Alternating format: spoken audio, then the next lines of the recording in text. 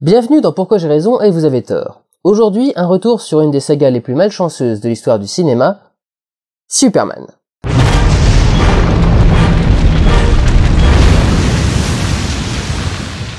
Les super-héros se sont inscrits dans notre culture générale depuis le début du XXe siècle. Aujourd'hui, tout le monde connaît les histoires de Spider-Man, Batman ou Superman. Dans le cas de ces deux derniers, il y a longtemps eu une petite guéguerre pour savoir lequel était le plus aimé du grand public, et si aujourd'hui la réponse est Batman, à la fin des années 70, elle était bien Superman.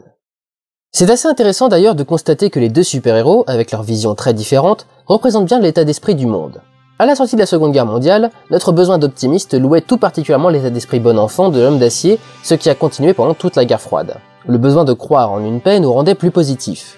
Après la chute du mur, nous avons vécu quelques années de bonheur un peu béat, et puis vint le 11 septembre, le terrorisme, l'axe du mal. À mesure que nos problèmes augmentent, que nos esprits sont préoccupés par des guerres, des maladies, des catastrophes, nous nous sommes de plus en plus rapprochés de Batman et de sa noire profondeur. À l'opposé, Superman, le boy scout qui ne sait pas mettre son slip, nous paraît vraiment être un demeuré un peu simplet, au point que, pour tenter de regagner notre estime, il a fallu assombrir tout ça avec le récent Man of Steel, et certains des choix pour œuvrer en ce but sont tellement en contradiction avec le personnage que beaucoup crient au scandale. Par conséquent, la saga Superman au cinéma a considérablement vieilli et devient extrêmement compliquée à regarder avec nos standards actuels. Nous allons essayer de comprendre pourquoi, et tenter d'accepter ce personnage d'une autre époque, en commençant tout de suite par Superman le film, réalisé par Richard Donner en 1978. Dans ses premières aventures au cinéma, nous découvrons les origines du super-héros sur Krypton, son arrivée sur Terre à Metropolis, son avènement en tant que Superman, et sa première confrontation avec sa némésis la plus connue, Lex Luthor, alors qu'il tente de provoquer un tremblement de terre pour détruire la côte californienne et vendre un prix d'or des terres qu'il a déjà achetées à bas prix. Le principal problème est visible dès la première séquence du film. Il a été d'abord et avant tout pensé pour un public jeune. On commence donc par un enfant qui nous lit le début de Superman, alors que le cadre est une sorte de décor de théâtre. Le film nous promet du grand spectacle et une histoire impressionnante. Et en effet, le projet avait tout pour promettre cela. Le scénario, écrit par Mario Puzo, l'auteur du Parrain, est prévu dès le début pour faire deux films, qui ont d'ailleurs été tournés ensemble, Marlon Brando en père de Superman, et Richard Donner à la réalisation, tout juste repéré après le film The Omen. Et au départ, tout cela se présente plutôt bien. On voit la scène où Zod et ses acolytes sont condamnés à la zone fantôme par Jor-El, puis Krypton est détruite. Nous sommes dans de la grosse science-fiction. Après un générique plutôt bien réalisé, notre héros doit se plonger au cœur de l'Amérique afin de devenir autre chose qu'un alien ou un humain en costume. Le film prend alors un côté assez naturaliste et ressemble presque à un épisode de La Petite Maison dans la Prairie. Et puis enfin nous arrivons à Metropolis et le comics prend le relais. Au bout de 48 minutes, et nous sommes déjà introduits à un défaut, le film est trop lent. Certes, il prend son temps pour développer les personnalités des personnages, mais 48 minutes d'exposition, avec nos standards actuels, on a déjà perdu la moitié des spectateurs. Il faut donc tenir le coup pour arriver à la partie intéressante. Après cela, les événements s'enchaînent et il faut accepter le double ton du film. À la fois action super-héros et comique plutôt vieillot, particulièrement visible avec Lex Luthor, joué par Gene Hackman, et ses comparses Otis et Miss Taskmaster. L'un est un lourdeau maladroit et simplet, l'autre une cruche nunuche et potiche. Luthor, lui, a un ego surdimensionné et n'est motivé que par deux choses, l'argent et prouver qu'il en a une plus grosse que Superman.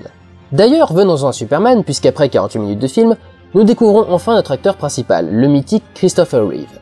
Son visage et son physique définiront à jamais le look d'un Superman incarné par un acteur réel, et personne n'essaiera d'aller au-delà de cette musculature. Il livre un Clark Kent maladroit et gauche à l'extrême, perchant un peu plus sa voix dans les aigus et complètement poule mouillée. Son Superman, lui, est l'incarnation ultime du boy scout, et ses petites remarques de civisme et de comportement sonnent presque comme une propagande. Well, I certainly hope this little incident hasn't put you off flying, miss. Statistically speaking, of course, it's still the safest way to travel. Et on voit déjà à quel point le personnage ne correspond plus à notre époque et pourquoi il est tombé en désuétude. Il est trop niais, trop bon enfant. Superman a toujours eu un peu l'image du mec qui sauve les chats dans les arbres, mais là, il sauve littéralement les chats dans les arbres. Et c'est tout le problème de ces films, c'est que globalement, Superman ne fait rien qu'un humain ne pourrait faire lui-même, et ce n'est pas très intéressant. Arrêter un cambrioleur qui monte une façade, on peut le faire. Arrêter des bandits qui s'enfuient en bateau, on peut le faire. Sauver un chat d'un arbre? Oui bon ok, j'arrête avec ça. Les seules choses qui ne pourraient être faites que par Superman sont celles qui concernent le vol, ou la principale catastrophe à combattre. Ici, un bouleversement des plaques tectoniques provoqué par une explosion. Vu que nous sommes déjà dans un univers loufoque dans lequel mettre ou enlever ses lunettes fait de vous une personne différente, Clark Kent, Superman, immédiatement adulé par la foule qui ne se pose aucune question, il faut y aller à fond, sinon tout cela n'a aucun sens. Et ce n'est pas une question de moyens. Les scènes de l'hélico n'ont presque pas vieilli, et celles de l'avion non plus. C'est une question de scénario qui est définitivement assez mal écrit, à moins qu'il n'ait été trop réécrit, et surtout fainéant au point d'en faire passer tous les personnages pour des débiles. Meilleur exemple, l'interview de Lois, jouée par Margot Kidder. Bien qu'agréablement agrémentée de sous-textes sexuels, elle est totalement inimaginable à notre époque où n'importe quel personnage doit trouver la solution la plus sage directement sous peine d'être sanctionné par le public et la critique pour ne pas avoir su prendre en 5 secondes la décision que nous avons mis tout le film à trouver. Ici le problème, c'est que Superman n'a aucun problème à révéler sa seule faiblesse. Oh, you see, I sort of have a problem seeing through lead. Oh, that's interesting. Quel connard. Le scénario est aussi fainéant par la suite. Alors que nous avons dégusté chaque seconde de cette interview ubuesque et la scène de vol dans les airs, plus cucu encore qu'un épisode du Pays de Candy, alors que nous n'avons pas perdu une goutte de cette discussion, ça n'a posé de problème à personne que l'article de Loïs fasse 2 pages alors qu'elle a posé 3 questions, et surtout que l'interview ne contienne des informations qui n'ont jamais été entendues auparavant, comme les coordonnées précises de Krypton et la capacité de Superman à entendre des ultrasons, ainsi que la fréquence précise qu'il est le seul à entendre. Vous trouvez toujours que Tony Stark était complètement con quand il a donné son adresse au monde entier dans Iron Man 3 ? Dites-vous comment il a pas dit où était le bouton off de son armure. Cette interview est un véritable Deus Ex Machina, alors que Luthor aurait pu le découvrir de façon plus intelligente.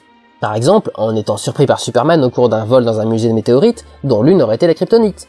À propos de la kryptonite d'ailleurs, le film fait un peu la même supposition que fera le Batman de Burton, qui est que tout le monde sait ce que c'est et comment ça fonctionne. Après quelques recherches, j'ai fini par découvrir que c'est l'explosion de Krypton qui a irradié le sol de la planète et l'a rendu mortellement radioactif pour l'homme d'acier. Lex Luthor n'en sait rien. Il ne devrait même pas savoir pour Krypton, mais il semble déjà savoir qu'un morceau de la planète blessera son ennemi. C'est comme s'il avait lu le comics avant. Il sait déjà quels sont ses points faibles avant de les avoir découverts. En revanche, le personnage de Luthor a un côté assez attachant. Certainement grâce à la performance de Gene Hackman, peut-être grâce à son délire de la personnalité extravagant et joviale, mais on aime ce méchant.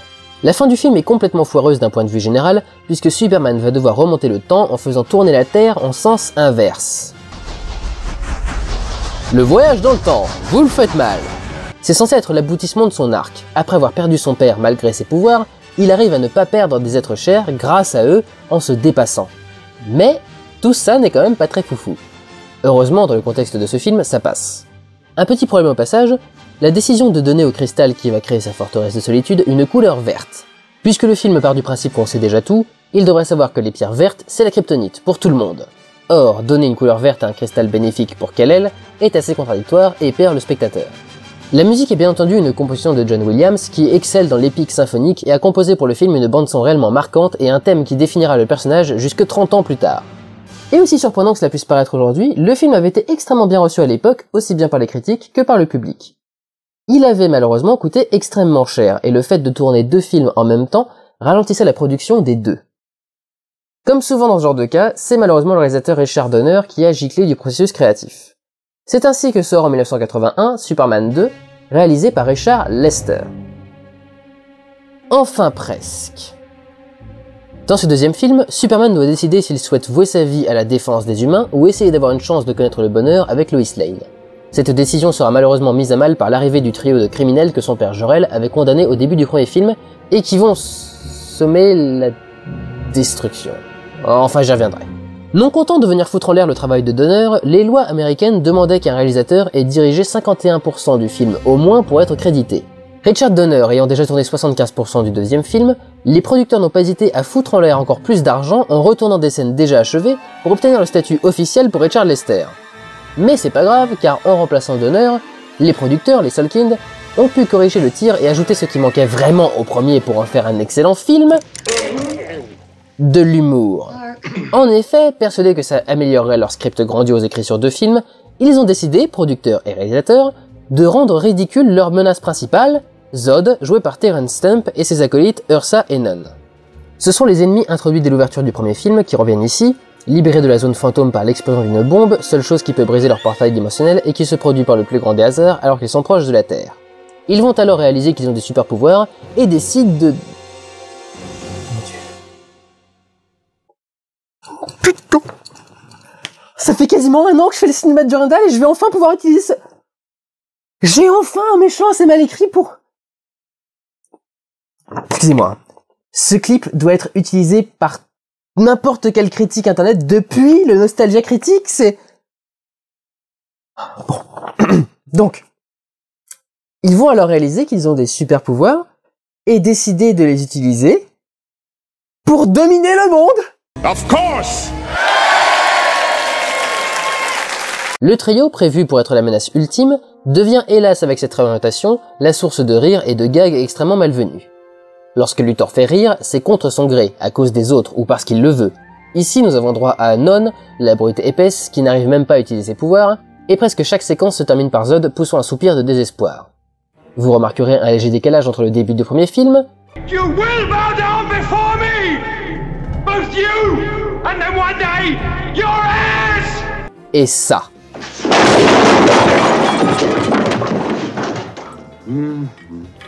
Pire encore, quand on voit déjà qu'il n'y a pas grand chose d'impressionnant dans les actes de Zod avant qu'ils arrivent à la Maison Blanche, à l'exception de quelques scènes de destruction constamment désamorcées par une ligne comique, elles sont redévaluées par un montage parallèle avec la romance de Clark et Lois.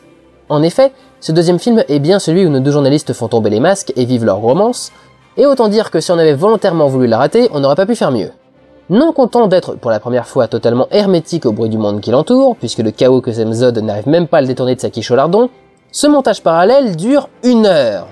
Pendant 1 heure de film, on voit le héros se foutre totalement de ce qui arrive dans le monde pour le plaisir d'aller chercher un repas pour sa greluche afin de la secouer dans le sublime lit à baldaquin installé dans sa forteresse de solitude.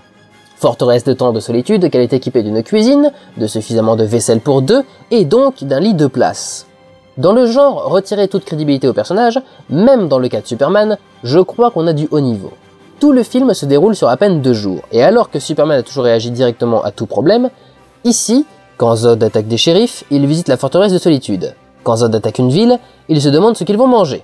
Quand Zod fait tout péter, ils dînent et se font des papouilles. Quand Zod attaque la Maison Blanche, il perd ses pouvoirs et se fait casser la gueule dans un bar. Parce que perdre ses pouvoirs ne veut pas juste dire perdre ses pouvoirs, ça veut aussi dire perdre tous ses réflexes et ses connaissances en combat. Un autre défaut du film, c'est de sortir, pour Kal-El comme pour Zod, Ursa et Non, des super pouvoirs de son cul sans aucune explication.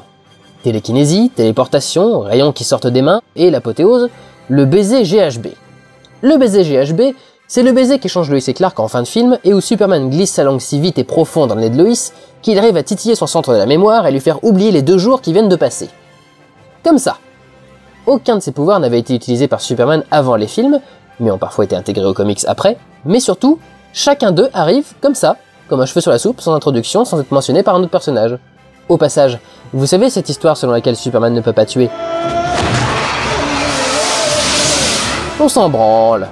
Le film se perd donc dans cette guerre entre le comique et l'épique, puisque la victoire revient clairement au comique. Je dois avouer, malgré l'affection que je porte au kitsch de la saga Superman, qu'il n'y a rien qui sauve ce deuxième film à mon sens. Pas une scène que j'aime particulièrement, pas un moment marquant, rien. Le public ne s'y trompera pas puisque le film marchera 3 fois moins bien que son prédécesseur. Au point qu'en 2006, Warner décide de redonner les rênes à Richard Donner. Il existe en effet une version disponible dans quasiment toutes les éditions du film, baptisée The Richard Donner's Cut.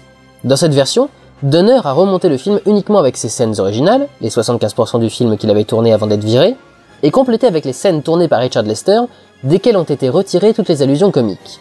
En plus de respecter les méchants en tant que méchants, laissant le comique aux scènes entre Lois et Clark, cette version rééquilibre le film pour en faire quelque chose de beaucoup plus sérieux. Mais mieux, ou pire, cela dépend de quel film vous prenez comme référence, il corrige toute la merde qu'ont foutu les producteurs.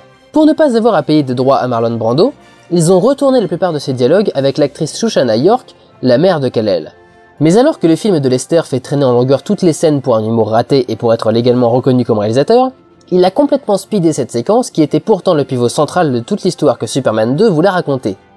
La version originale de Donner, avec les dialogues de Brando, nous montre une vraie dispute familiale autour de l'éthique, des droits et devoirs de Superman, qui se met vraiment en colère et dénonce l'injustice de sa vie au service des humains, alors que lui doit se priver de tout, et surtout de la femme qu'il aime. Il offre aussi une fin différente et beaucoup plus crédible que la version de Lester, même si elle reste aussi incohérente que la première fois qu'elle a été employée. Mais bon, je vous rappelle, Clark Kent, Superman, puisqu'il nous sert à nouveau le coup du voyage dans le temps. Il devient donc logique que Lois ne se souvienne de rien. C'est même surprenant de voir à quel point cette version s'en sort bien, quand on sait qu'elle a vraiment été faite de bouts de ficelle. Elle arrive quand même à rendre la scène où Lois découvre que Clark est Superman plus crédible et mieux réalisée et mise en scène que celle du film, alors qu'il s'agit là des tests vidéo du casting. En effet, cette scène étant la meilleure illustration du passage de Clark Kent à Superman, et une mise en avant des liens et du jeu entre Lois et Clark, c'est avec elle que Richard Donner et les Salkind avaient voulu tester l'alchimie entre les deux acteurs Christopher Reeve et Marco Kidder, ainsi que leur interprétation des personnages. Et ça reste meilleur que le film version cinéma!